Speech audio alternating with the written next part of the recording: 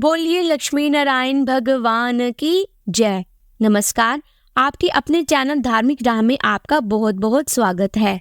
भगवान विष्णु जी और माता लक्ष्मी जी की कृपा आप पर और आपके सारे परिवार पर हमेशा बनी रहे। महालक्ष्मी की व्रत कथा, श्री अघन बृहस्पति व्रत कथा या श्री महालक्ष्मी की व्रत कथा के श्रवण और पठन करने से दुख दरिद्रता दूर हो जाती है। श्री महालक्ष्मी माता की कृपा से सुख, संपत्ति, ऐश्वर्य की प्राप्ति होती है। मन की कोई भी इच्छा हो पूर्ण होती है। श्री माता महालक्ष्मी के अनेक रूपों तथा अनेकों नाम भूतल में भी छाया, शक्ति, तृष्णा, शांति, जाति, लज्जा, श्रद्धा, कांति, वृत्ति, स्मृति, दया, दृष्टि, माता, अधिष्ठात्री एवं लक्ष्मी के रूप में स्थित है। हे माँ लक्ष्मी, हम सब आपको प्रणाम करते हैं। कैलाश पर्वत पर पार्वती, क्षीर सागर में सिंधु कन्या, स्वर्गलोक में महालक्ष्मी, भूलोक में लक्ष्मी, ब्रह्मलोक में सावित्री, ग्वालों में राधिका, वृंदावन में राजेश्वरी, चंदन वन में चंदन, चंपक वन में गिरजा, पद्म वन में पद्मा, मालती वन में मालती, कुंदन वन में कुंदनदंती, केतकी की वन में सुशीला, कंदम वन में कंदमाला, राजप्रसाद में राजलक्ष्मी और घर घर में गृहलक्ष्मी। इस तरह माता लक्ष्मी जी विभिन्न नामों से पहचानी जाती हैं। इस तरह सर्वथा चारों ओर सर्वभूत से सुपरिचित माता श्री महालक्ष्मी की ये कथा है। अब हम इसका श्रवण और पठन करेंगे। भारतवर्ष के सौराष्ट्र देश में द्वापर युग की ये कहानी हुई है। सौराष्ट्र में उस समय भद्रशिवा नाम के राजा थे। वह बड़े ही पराक्रमी राजा थे। 4 वेद, 6 शास्त्र, 18 पुराणों का उन्हें ज्ञान था। उनकी रानी का नाम सूरज चंद्रिका था। रानी दिखने में बहुत सुंदर और सुलक्षणा थी तथा पतिव्रता थी। उन दोनों के 7 पुत्र तथा उनकी एक कन्या थी। कन्या का नाम श्यामबाला था। एक बार महालक्ष्मी जी के मन में आया कि वह जाकर उस राजा के राजप्रसाद में रहे। इससे राजा को दोगुनी धन दौलत की प्राप्ति होगी और वह इस धन दौलत से अपनी प्रजा को और सुख दे पाएगा। गरीब के घर में अगर रहे और उसे धन दौलत की प्राप्ति हो तो वह स्वार्थी होकर केवल अपने ऊपर ही खर्च करेगा। ये सोचकर श्री महालक्ष्मी जी ने वृद्ध ब्राह्मणी स्त्री का रूप धारण किया और हाथ में लाठी लिए लाठी के सहारे रानी के द्वार तक पहुंची। जबकि उन्होंने बूढ़ी औरत का रूप धारण किया था, पर उनके चेहरे पर देवी का तेज था। उन्हें देखते ही एक दासी सामने आई। उसने इनका नाम, धाम, काम, धर्म पूछ डाला। वृद्ध ब्राह्मणी का रूप धारण माता लक्ष्मी जी ने कहा, बालिका, मेरा नाम कमला है। मेरे पति का नाम भुवनेश है। हम द्वारिका में रहते हैं। तुम्हारी रानी पिछले जन्म में एक वैश्या की पत्नी थी और वह वैश्य बहुत गरीब था। दरिद्रता के कारण घर में हर रोज झगड़े होते थे तथा उसका पति उसे रोज मारता था। इन बातों से तंग आकर वह घर छोड़कर चली गई तथा जंगल में खाली पेट भटकने लगी। उसकी इस दुर्दशा पर मुझे दया आई। तब मैंने उसे सुख संपत्ति वाली श्री महालक्ष्मी की कथा सुनाई। मेरे कहने पर उसने श्री महालक्ष्मी का व्रत किया। श्री महालक्ष्मी प्रसन्न हुई और उसकी गरीबी दूर हुई। उसका घर संसार दौलत, सतित और संपत्ति से भर गया। बाद में पति पत्नी दोनों परलोक सिधार गए। लक्ष्मी व्रत करने के कारण वह लक्ष्मी लोक में रहे। उन्होंने जितने साल महालक्ष्मी का व्रत किया उतने हजारों साल तक उन्हें सुख भोग मिला। इस जन्म में उसका जन्म राजघराने में हुआ, परंतु वह श्री महालक्ष्मी का व्रत करना भूल गई है। उसे ये याद दिलाने मैं यहाँ आई हूँ। बुढ़िया की बातें सुनकर दासी ने उन्हें प्रणाम किया तथा श्री महालक्ष्मी का व्रत किस तरह से किया जाए इसके बारे में पूछा। बुढ़िया रूप धारण किए हुए श्री महालक्ष्मी माता ने उस दासी जी को पूरी पूजा विधि तथा महिमा बताई। इसके बाद वह दासी माता को प्रणाम करके रानी को बताने अंदर चली गई। राजभवन में रहते हुए रानी को अपने ऐश्वर्य का बहुत घमंड हुआ था। संपत्ति तथा अधिकार की वजह से वह उन्मुक्त सी हो गई थी। दासी द्वारा बताई गई बुढ़िया की बातें सुनकर वह आग बबूला होकर राजद्वार पर आकर बुढ़िया रूपी स्त्री महालक्ष्मी जी पर बरस पड़ी। उसे ये मालूम नहीं था कि श्री महालक्ष्मी माता बुढ़िया का रूप धारण किए द्वार तक आई हैं, परंतु रानी का इस कदर रूखा व्यवहार तथा अपने अनादर देखकर माता ने वहां ठहरना ठीक नहीं समझा और वह वहां से चल पड़ी। राह में उन्हें राजकुमारी श्यामबाला मिली। उन्होंने श्यामबाला को सारी बात बताई। श्यामबाला ने अपनी ओर से श्री महालक्ष्मी माता से क्षमा मांगी। माता को उस पर दया आई। उन्होंने श्यामबाला को श्री महालक्ष्मी व्रत के बारे में बताया। उस दिन अघन मास मार्गशीर्ष का पहला गुरुवार था। श्यामबाला जी परम श्रद्धा से श्री महालक्ष्मी का व्रत रखा। फलस्वरूप राजा सिद्धेश्वर के पुत्र मालाधर से उसका विवाह हुआ। वह धन दौलत ऐश्वर्य वैभव से मालामाल हो गई। पति के साथ ससुराल में आनंद से दिन बिताने लगी। इधर श्री महालक्ष्मी का रानी पर प्रकोप हुआ और फलस्वरूप राजा भद्रशिवा का राज्य एवं राज्य कारभार सब नष्ट हो गया। यहाँ तक कि खाने के भी लाले पड़ गए। ऐसी हालत में एक दिन रानी ने राजा से निवेदन किया कि हमारा दामाद इतना बड़ा राजा है, धनवान है, ऐश्वर्यशाली है, क्यों ना उसके पास जाया जाए, अपना हाल उसे बताए, वह हमारी मदद जरूर करेगा। इस बात पर राजा भद्रशिवा दामाद के पास रवाना हुए। राज्य में पहुंचकर एक तालाब के किनारे थोड़ी देर विश्राम लेने के लिए ठहरे। तालाब से पानी लेने आते जाते दासियों ने उन्हें देखा। उन्होंने विनम्रता से उनकी पूछताछ की। जब उन्हें मालूम हुआ कि वह रानी श्यामबाला के पिता हैं, तो दौड़ते हुए जाकर उन्होंने रानी को सारी बात बताई। रानी ने दासी के हाथ राज परिधान बेचकर बड़े ठाठ से उनका स्वागत तथा आदर सत्कार किया, खान पान करवाया और जब वह घर लौटने लगे तो सोने की मोहरों से भरा गड़ा दिया। राजा भद्रशिवा जब वापस लौटे तो उन्हें देखकर रानी सूर्यचंद्रिका बहुत खुश हुई। उन्होंने सोने की मोहरों से भरे घड़े का मुंह खोल दिया, पर हाय भगवान, घड़े में तो धन के बदले कोयले मिले। ये सब श्री महालक्ष्मी के प्रकोप से हुआ। इस प्रकार दुर्दशा में और कई दिन बीत गए। इस बार रानी स्वयं अपनी कन्या के पास गई। वह दिन अगन मास अंतिम गुरुवार था। श्यामबाला ने श्री महालक्ष्मी का व्रत किया, पूजा की, अपनी माता से भी व्रत करवाया। इसके बाद रानी अपने घर आई। श्री महालक्ष्मी का व्रत रखने पर उसे फिर से अपना राजपाट, धन दौलत, ऐश्वर्य प्राप्त हो गया। वह फिर से सुख शांति आनंद में जीवन बिताने लगी। कुछ दिनों के बाद राजकन्या श्यामबाला अपने पिता के घर आई। उसे अपने घर देखकर सूर्यचंद्रिका को पुरानी बात याद आ गई। श्यामबाला ने अपने पिता को घड़ा भरकर कोयला दिया था और उसे तो कुछ भी नहीं दिया था, और इसी कारण श्यामबाला को पिता के घर आने पर उसका कोई भी आदर सत्कार नहीं हुआ, बल्कि अनादर हुआ। पर उसने इस बात का बुरा नहीं माना। अपने घर लौटते समय अपने पिता के घर से थोड़ा सा नमक ले लिया। अपने घर लौटने पर उसके पति ने पूछा, अपने मायके से क्या लाई हो? इस पर उसने जवाब दिया, वहां का सार लाई हूँ। पति ने पूछा, इसका मतलब क्या हुआ? श्यामबाला ने कहा, थोड़ा धीरज रखिए, सब मालूम हो जाएगा।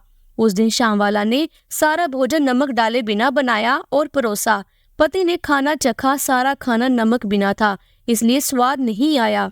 फिर श्यामबाला थाली में नमक डाला, इससे सारा भोजन स्वादिष्ट लगने लगा। तब श्यामबाला पति से कहा कि यही है वह मायके से लाया हुआ सार। पति को उसकी बातें सही लगी और फिर वह दोनों हंसी मजाक करते हुए भोजन करने लगे। कहा गया है कि इस तरह जो कोई श्रद्धा भाव से श्री महालक्ष्मी की पूजा करे तो उसे माता की कृपा प्राप्त होती है, सुख संपत्ति और शांति की प्राप्ति होती है, सभी प्रकार की कामनाएं पूर्ण होती हैं। परंतु ये सब प्राप्त होने पर माता की पूजा को भूलना नहीं चाहिए। हर गुरुवार को व्रत पाठ अवश्य करना चाहिए। इस तरह श्री महालक्ष्मी की महिमा भक्तों की मनोकामनाएं पूर्ण करती है। इस प्रकार श्री अघन बृहस्पति व्रत कथा या श्री महालक्ष्मी के गुरुवार की कथा समाप्त होती है।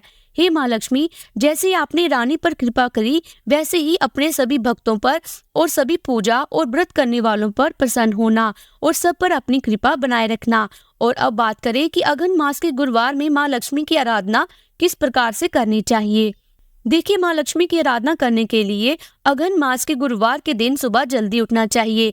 आप ब्रह्म मुहूर्त में उठ सकते हैं, या फिर अगर आप इतनी सुबह नहीं उठ पाते हैं तो सूर्योदय से पहले तो जरूर उठना चाहिए और स्नान इत्यादि से निर्विक्त होकर साफ शुद्ध वस्त्र धारण करना चाहिए। अगर हो सके तो गुरुवार के दिन आप पीले रंग के वस्त्र धारण करें या फिर गुलाबी या लाल रंग के वस्त्र धारण करें। शुभ रंगों के वस्त्र धारण करें और उसके बाद घर के ईशान कोण में या जहां पर भी साफ सुथरी जगह हो, शुद्ध स्थान हो, उस स्थान पर आपको एक लकड़ी का पाटा बिछाना है। उसके ऊपर आपको एक लाल रंग का कपड़ा बिछाना है और इसी के ऊपर आपको एक कलश की स्थापना करनी है। देखिए, अघन मास के गुरुवार के दिन कलश की पूजा की जाती है माँ लक्ष्मी जी के स्वरूप में। लेकिन इसके साथ ही अगर आपके पास माँ लक्ष्मी की मूर्ति है या प्रतिमा है तो आप उसे भी स्थापित कर सकते हैं। भगवान विष्णु जी के साथ माँ लक्ष्मी की फोटो या मूर्ति है तब तो अत्यंत श्रेष्ठ है। दोनों को एक ही चौकी पर विराजित करके और संयुक्त रूप से आराधना कीजिए। अघन मास के गुरुवार के दिन माता लक्ष्मी जी की विशेष कृपा आपको प्राप्त होती है।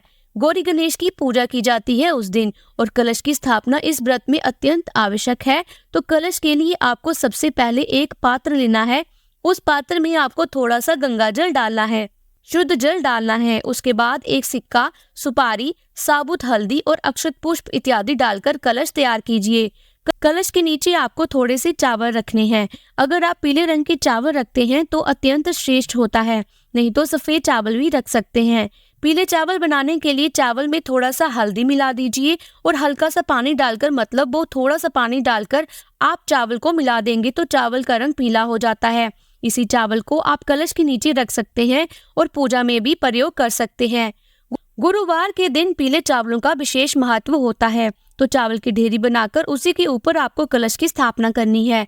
कलश के ऊपर आपको पंच पल्लव रखना है, मतलब आम के पत्ते रख दीजिए, अशोक के पत्ते रख दीजिए और इसके बाद एक प्लेट से ढक दीजिए और उस प्लेट में थोड़े से चावल रखकर उसी के ऊपर आप नारियल की स्थापना कर दीजिए। और हाँ, कलश में भी आपको स्वास्तिक बनाना है। आप रोली से स्वास्तिक बना सकते हैं और कलश के गले में कलावा लपेट दीजिए। आप 3 बार या 1 बार भी कलावा लपेट सकते हैं।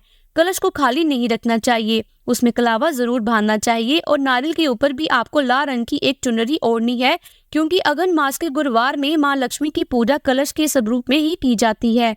तो आप चाहें तो एक फोटो भी उस नारियल के ऊपर चिपका सकते हैं, नहीं तो कोई बात नहीं, आप सिर्फ नारियल को ही चुन्नी उड़ा दीजिए और उस पर हल्दी तिलक इत्यादि करेंगे। माँ लक्ष्मी का स्वरूप मानकर उनकी विधिवत पूजा आराधना की जाती है।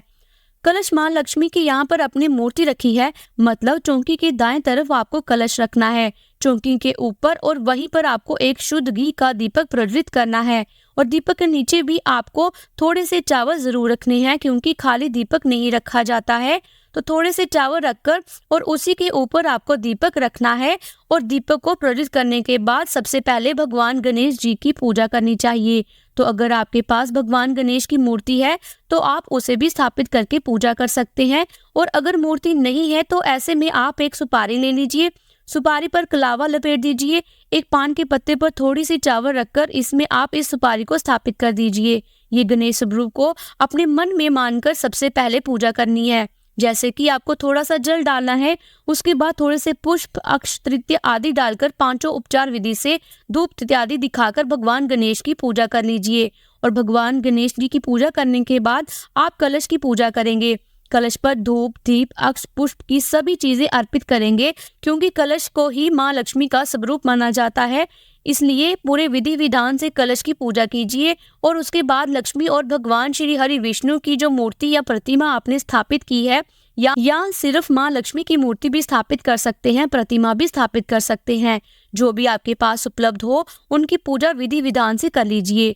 जब भी आप अकेले लक्ष्मी की पूजा करते हैं तो श्री विष्णु की प्रतिमा ना हो आपके पास, तो सबसे पहले आपको भगवान श्री विष्णु का मन में ध्यान करना चाहिए और उनका मन में पूजन करते हुए उसके बाद ही आपको लक्ष्मी जी का पूजन करना चाहिए। देखिए, यहाँ पर श्री हरि विष्णु का वास होता है, वहीं पर माँ लक्ष्मी निवास करती है। माँ लक्ष्मी जी का ध्यान करने से पहले सबसे पहले नारायण का ध्यान कीजिए और उसके बाद लक्ष्मी जी की पूजा करेंगे। तो आपके घर में माँ लक्ष्मी का स्थिर वास होता है तो पूजा में आपके पास जो भी सामग्री है, जैसे कि लाल पुष्प जरूर होना चाहिए, पीले पुष्प भी आपके पास उपलब्ध हो तो अत्यंत श्रेष्ठ है। देखिए, आज के दिन माँ लक्ष्मी की पूजा सुगंधित पुष्पों से की जाती है, तो आपके पास जितने भी पुष्प उपलब्ध हों, ज्यादा से ज्यादा पुष्प इत्यादि अर्पित करके माँ लक्ष्मी की पूजा कीजिए। पान के पत्ते पर सुपारी रखकर माँ लक्ष्मी को अर्पित कीजिए। और हाँ, ये तो पूजा की विधि हो गई। आप जानते हैं कि पंच उपचार विधि से आप पूजा कर सकते हैं। इसके साथ ही भोग में आप चाहे जो भी वस्तु आपके पास उपलब्ध हो अर्पित कर सकते हैं। खीर का प्रसाद अर्पित कर सकते हैं, चाहे तो मिठाई का भोग लगा सकते हैं, फलों का भोग लगा सकते हैं। ये पूरी तरह से भक्तों के सामर्थ्य पर निर्भर करता है। तो अपनी शक्ति सामर्थ्य के अनुसार माँ लक्ष्मी की विधि विधान से पूजा कीजिए और उसके बाद माँ लक्ष्मी की आरती कीजिए। पूजा में सबसे ज्यादा आवश्यक होता है मंत्रों का जप करना। जितना अधिक आप मंत्र जप करेंगे माँ लक्ष्मी का, श्री हरि विष्णु के मंत्रों का आज जितना अधिक जप करेंगे उतनी अधिक आपको माँ लक्ष्मी की कृपा प्राप्त होगी। नारायण की कृपा प्राप्त कर लीजिए। गुरुवार तो है ही, इसके साथ ही आप माँ लक्ष्मी के किसी भी मंत्र का अधिक से अधिक संख्या में जप कर सकते हैं, या फिर श्री सूक्त का पाठ कर सकते हैं, विष्णु सहस्त्र नाम का पाठ कर सकते हैं, कनक धारा स्त्रोत्र का पाठ कर सकते हैं। कितनी संख्या में करना है ये पूरी तरह से आपके ऊपर निर्भर करता है, लेकिन हाँ, 1 या 2 बार नहीं, कम से कम 16 बार आपको पाठ करना चाहिए। अगर आप सच में माँ लक्ष्मी की विशेष कृपा प्राप्त करना चाहते हैं, जैसा कि इस व्रत में सुबह और शाम दोनों समय पूजा की जाती है, तो सुबह आप चाहें तो संक्षिप्त रूप से पूजा कर सकते हैं, जैसे कि पंचोपचार विधि से थोड़ी सी पूजा कर लीजिए चौकी स्थापित करके। और विशेष पूजा जैसे कि अगर सुबह आपके पास समय ना हो मंत्र जप इत्यादि करने का, तो शाम के समय संध्या काल में अधिक से अधिक संख्या में मंत्र जप कर सकते हैं, पूजा कर सकते हैं। शाम की पूजा विशेष रूप से बहुत भव्यपूर्ण तरीके से होनी चाहिए। अगर आपके पास कमल का पुष्प उपलब्ध हो तो हर गुरुवार को आप कमल का पुष्प अर्पित कर सकते हैं। सुहाग की सामग्री माँ लक्ष्मी को जरूर अर्पित कीजिए। तो आप या तो पहले ही गुरुवार को अर्पित कर दीजिए, और अगर आप पहले गुरुवार को नहीं करते हैं तो अंतिम गुरुवार को अवश्य ही करना चाहिए। और इस पूजा में व्रत की कथा भी जरूर पढ़नी चाहिए। आप चाहे तो सुबह पढ़ सकते हैं। तो अगर आपके पास सुबह समय ना हो तो आप शाम के समय भी पढ़ सकते हैं। एक विशेष नियम होता है जो इस व्रत में किया जाता है। सुबह जब आप सोकर उठते हैं, स्नान इत्यादि करने के बाद जब आप पूजा करेंगे तो अपने घर के मुख्य द्वार पर दोनों तरफ शुद्ध घी के दीपक प्रज्वलित करने चाहिए। माँ लक्ष्मी का आवाहन किया जाता है कि हे माँ लक्ष्मी, आप मेरे घर में पधारे, मेरे घर में आपका आशीर्वाद है। अब ये नियम बहुत से लोग सुबह ब्रह्म मुहूर्त में कर लेते हैं। अगर आप सुबह जल्दी उठ जाते हैं और सुबह ब्रह्म मुहूर्त में अर्थात आप सूर्योदय से पहले कर लीजिए। अगर इस समय भी कर लेते हैं तो अत्यंत श्रेष्ठ है। मान लीजिए आप सुबह सूर्योदय से पहले नहीं कर पाते हैं तो सूर्योदय के बाद भी कर सकते हैं, सुबह भी कर सकते हैं, तो दीपक प्रज्वलित और शाम के समय भी कर सकते हैं। ये पूरी तरह से जरूरी नियम है जिसका पालन आपको जरूर करना चाहिए। और हाँ, घर के मुख्य द्वार से घर के अंदर तक जहाँ पर आप माँ लक्ष्मी की चौकी या प्रतिमा स्थापित कर रहे हैं, वहां तक माँ लक्ष्मी के चरण चिन्ह जो कि आती हुई माँ लक्ष्मी के चरण चिन्ह होते हैं उसे अंकित किए जाते हैं। इसके साथ ही घर में रंगोली बनाई जाती है। घर के मुख्य द्वार पर रंगोली बनाकर वहां पर एक शुद्ध घी का दीपक भी प्रज्वलित किया जाता है।